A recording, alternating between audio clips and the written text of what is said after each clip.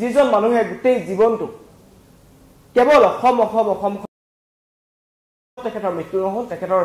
জানিব পৰা মতে ছিংগাপুৰত জুবিন গাৰ্গৰ মৃত্যু হৈছে আৰু সকলো অসমবাসী স্তম্ভিত হৈ পৰিছে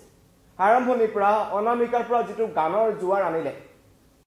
হাজাৰ সমালোচনা হল হাজাৰ মানুহে জুবিন গাৰ্গক বেয়াকৈ ক'লে আজি তাৰিখত আৰু এটা কথা জুবিন গাৰ্গে হয়তো অসমত এনেকুৱা এজন শিল্পী যি জীৱিত অৱস্থাত উচিত সন্মান কিন্তু পাই গৈছে জুবিন গাৰ্গে 1992 চনত অনামিকা ৰিলিজ কৰিলে তাৰ পিছত কোনোদিন আজি মৃত্যুৰ আগমুহূৰ্তলৈকে জুবিন গাৰ্গে ঘূৰি যাবলগীয়া নহল তেওঁ কষ্ট কৰিবলগীয়া নহল যে মোৰ গান চলক তেওঁ মানুহে হৃদয়ত তেনেকৈ স্থান দিলে আৰু জুবিন গাৰ্গ হ'ল কিন্তু এটা অপূৰণীয় ক্ষতি আজিৰ দিনটোত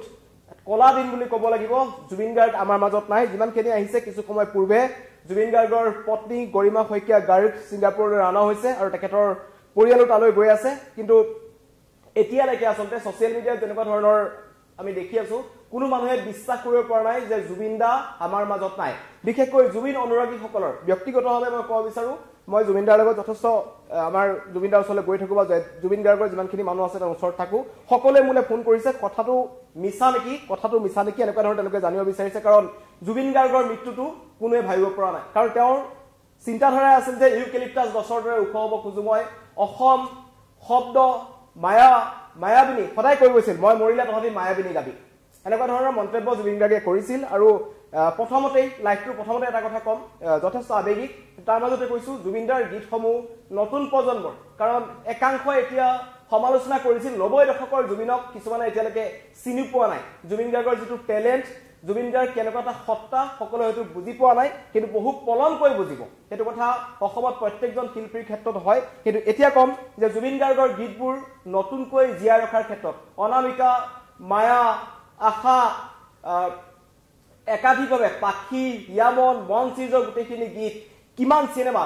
যেটো ওয়েস্ট বেংগলৰ পৰা খবৰ আহিছে পশ্চিম বংগতো যথেষ্ট সুখ কাৰণ জুবিন গাৰ্গে 2003 চনত যেতিয়া বেংগল ইণ্ডাষ্ট্ৰীত প্ৰৱেশ কৰিলে জিৎ গাংগুলীৰ জৰিয়তে তাৰ পিছত কিন্তু জুবিন গাৰ্গৰ অসমতকৈ বেছি হৈ গ'ল ওয়েস্ট বেংগলত আৰু তাৰ পৰা খবৰ আহিছে যথেষ্ট সংখ্যক অনুগামী ওলাই আহিছে মানে এতিয়া অনুৰাগীসকলে গমেই নাপায় যে জুবিন গাৰ্গ আমাৰ মাজত নাই কাৰণ কোনে ভাবিব পৰা নাছিল চিৰ তৰুণ সদায় দুজোৰৰ দুপাত জোতা পিন্ধিব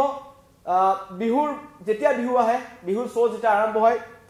জুবিন গাৰ্গৰ পৰা আৰম্ভ হয় আচলতে সকলো ৰখি থাকে হাজাৰ হাজাৰ মানুহৰ সমাগম কৰিব পৰা উত্তৰ পূৰ্বাঞ্চলৰ একমাত্ৰ ছুপাৰষ্টাৰ জুবিন গাৰ্গ আমাৰ মাজত নাই ক'বলৈ বেয়া লাগিছে যিটো নৰ্থ ইষ্টে আচলতে এটা ডাঙৰ বস্তু হেৰুৱালো আজি এই সমগ্ৰ অসমবাসীয়ে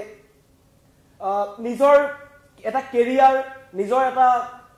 দামী এটা তেওঁ কেৰিয়াৰ বনাব পাৰিলেহেঁতেন বম্বেত গৈ হৈছিল জুবিন গাৰ্গে যেতিয়া বম্বেত গান গাবলৈ আৰম্ভ কৰিছিলে তেতিয়া আমাৰ মানুহে ইয়াত ইউটিউব বা এনেকুৱা ধৰণৰ কোনো চেনেল নাছিল কিন্তু 1995 পৰা জুবিন দাই বম্বেত গান গাবলৈ আৰম্ভ কৰিছিল অসমৰ কাৰণে চিন্তা নকৰা হলে জুবিন গাৰ্গে আজিৰ তাৰিখত বম্বেত এজন টপ প্লেবেক সিংগাৰৰ ভিতৰত থাকিলেহেঁতেন কিন্তু নহয় সদায় মই অসমত থাকিম অসমবাসীৰ লগত থাকিম বুলি গুচি অহা মানুহজন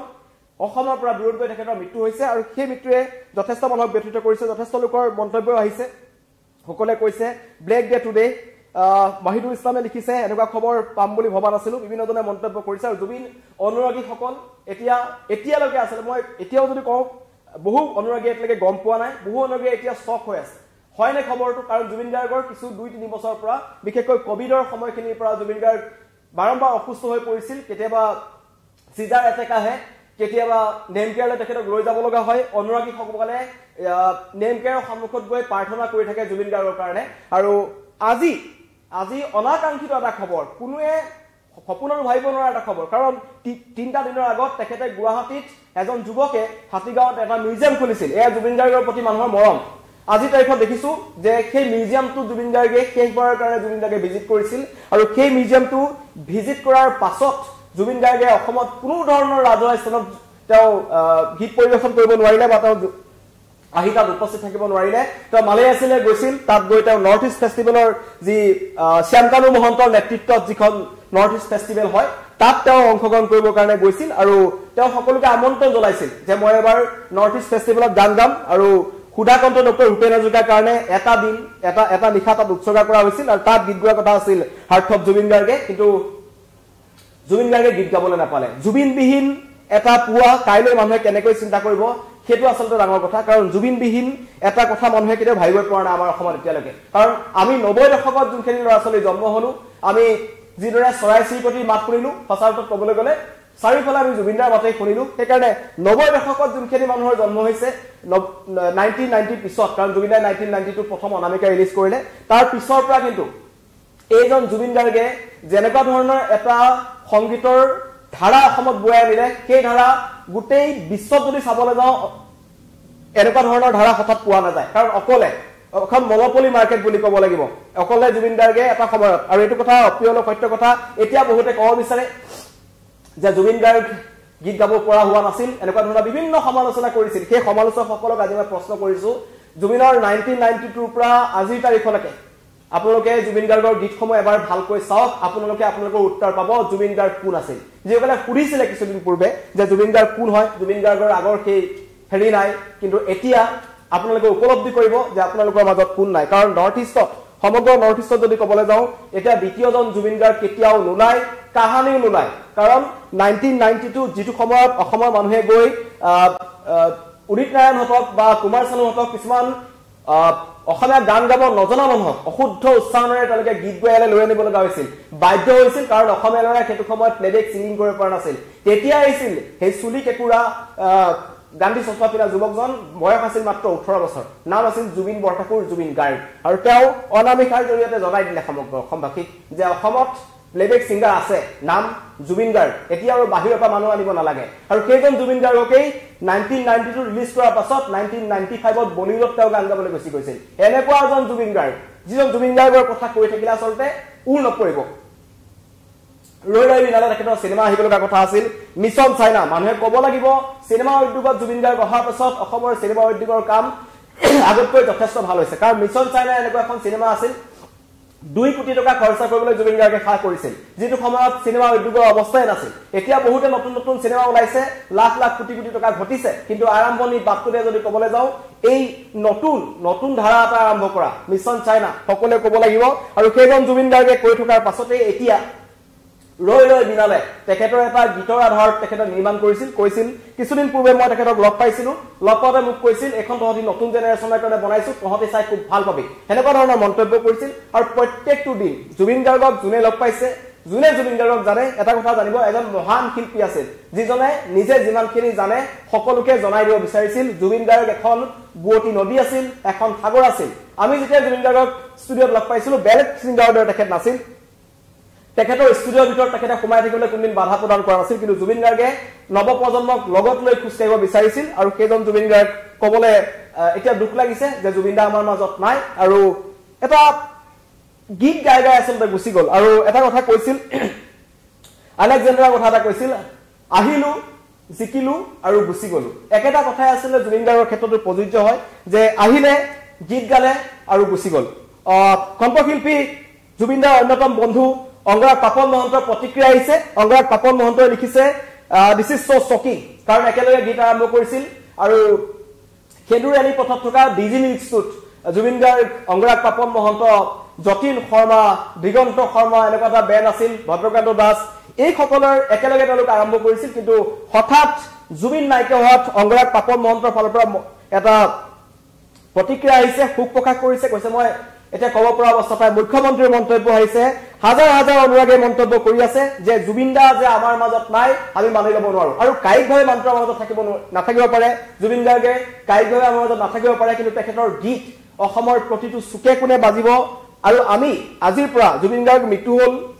মানুহ মানে পৃথিৱীলৈ আহিছিল যে মানুহৰ মৃত্যু হ'ব সেইটো চিৰন্তন সত্য কথা কিন্তু এটা কথা সদায় মানিব লাগিব যে জুবিন গাৰ্গক সেই সত্তাক বা জুবিন দাক জীয়াই ৰখাৰ দায়িত্ব এতিয়া আমাৰ নৱপ্ৰজন্মৰ হাতত আৰু আমি জুবিন গাৰ্গক জীয়াই ৰাখিব লাগিব তেখেতৰ গীতসমূহ আমি আগৰ নতুন এটা প্ৰজন্মৰ মাজলৈ লৈ যাব লাগিব কাৰণ জুবিন গাৰ্গৰ যি সপোন আছিল অসমখনৰ যিবোৰ গীত আছিল থলুৱা গীতমাতসমূহ আছিল যিমান পাৰে তেখেতে নিজৰ গীতৰ লগত তেখেতে কৰিবলৈ চেষ্টা কৰিছিল কোলাপ কৰিছিল আৰু ফিউজন কৰি আছিল সেইবোৰ নতুন প্ৰজন্মই এতিয়া লৈ যাব লাগিব আৰু জুবিনবিহীন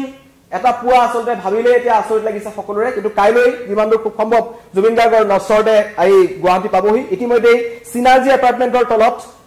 ভিৰ কৰিছে যথেষ্ট মানুহৰ মন্তব্য আহিছে আপোনালোকৰ মন্তব্যখিনি ল'ব বিচাৰিছো যেটো জুবিন দাৰ কাৰণে আপোনালোকৰ এই মৰম আব্দুৰ ৰহমান লিখিছে জুবিন গাৰ্গৰ মৃত্যুৱে ব্যথিত কৰিছে সাউথ টিকেন্দ্ৰজিৎ গগৈ লিখিছে অহাবাৰ বিহু প্ৰগ্ৰামত জুবিন দা অবিহনে বিহু আধৰুৱা হৈ ৰব জিত ভূঞা লিখিছে জুবিন দা দুখ কৰিছে সৈয়দ আহমেদে লিখিছে আমি লেটেৰা মানুহ কিন্তু জুবিন গাৰ্গক জিয়াই থকাৰ সময়ত আমি যথেষ্ট বেয়া মন্তব্য কৰিলো কিছু মানুহে মন্তব্য কৰি আছে আৰু অসমৰ বিভিন্ন প্ৰান্তৰ পৰা খবৰ আহিছে আৰু কিছু সময় পূৰ্বে মুখ্যমন্ত্ৰী ডক্টৰ হিমন্ত বিশ্ব শৰ্মাৰ এটা প্ৰতিক্ৰিয়া আহিল তেওঁ কৈছে মই কি কম আচলতে প্ৰকাশ কৰিব পৰা নাই কাৰণ জুবিন গাৰ্গ এনেকুৱা এজন মানুহ যিজন মানুহক আচলতে জুবিন গাৰ্গ অবিহনে অসমৰ কোনো এটা ৰাজনৈতিক ক্ষেত্ৰই হওক সাংস্কৃতিক ক্ষেত্ৰই হওক আন্দোলনে হওক যি সকলোতে জুবিন গাৰ্গ আছিল জপিয়াই কৰিছিল প্ৰত্যেকটো ক্ষেত্ৰতে অসমবাসীৰ হৈ মাত মাতিব বিচাৰিছিল কিন্তু সেই মানুহজন নাই এইকাৰণে লিখিছো জুবিন গাৰ্গৰ শব্দ কেছেটখনৰ এটা গীত আছিল শব্দ সেই শব্দ গীতটোত এটা লাইন তেখেতে লিখিছিল ইউকেলিপ্টাছ গছৰ দৰে ওখ হ'ব খোজো মই আকাশ চুব খোজো মই চিৰদিন চিৰতুল এনেকুৱা ধৰণৰ এটা লাইন লিখিছিল আৰু সেই গীতটো আজি আমি শুনাৰ পিছত আমিয়ে লিখিব লগা হৈছে দুখৰ কথা যে ইউকেলিপ্টাছ গছৰ দৰে ওখ হ'ব খুজা ল'ৰাজন ওখ হ'ল তেখেত ইউকেলিপ্টাছ গছৰ দৰে ওখ হ'ল সমগ্ৰ বিশ্বই তেখেতক বুজি পালে সমগ্ৰ বিশ্বই তেখেতক দেখিলে সমগ্ৰ বিশ্বই তেখেতৰ জয়গান গালে য'ত মন যায় তাতে তেখেতে গীত পৰিৱেশন কৰিলে কিন্তু হঠাৎ সেই গছজোপা ভাঙি পৰিল আৰু এতিয়া সমগ্ৰ অসমবাসীৰ মনত এটাই প্ৰশ্ন এটাই কথা যে জুবিনবিহীন এখন সাংস্কৃতিক জগত অসমৰ বিশেষকৈ কেনেকৈ মানুহে চিন্তা কৰিব পাৰিব সেই লিগেচিটো জুবিন গাৰ্গৰ ভূপেন হাজৰিকাৰ পিছত জীয়াই থাকোঁতে আমি জুবিন গাৰ্গক পাইছিলোঁ কিন্তু জুবিন গাৰ্গ যে নাইকিয়া হৈ গ'ল তাৰপিছত জুবিন গাৰ্গৰ উত্তৰসূৰী এই সাংস্কৃতিক জগতখনৰ কোন হ'ব সেইটো এটা ডাঙৰ প্ৰশ্ন ডাঙৰ এটা প্ৰশ্নবোধক ডাঙৰ শূন্যতা হয়তো থাকি যাব যে নতুন জেনেৰেশ্যনৰ এতিয়া কোনো ছিংগাৰ নাই যি জুবিন গাৰ্গৰ দৰে ভাৰ্চেটাইল ছিংগিং কৰিব পাৰে এনেকুৱা ধৰণৰ কোনো শিল্পী নাই যি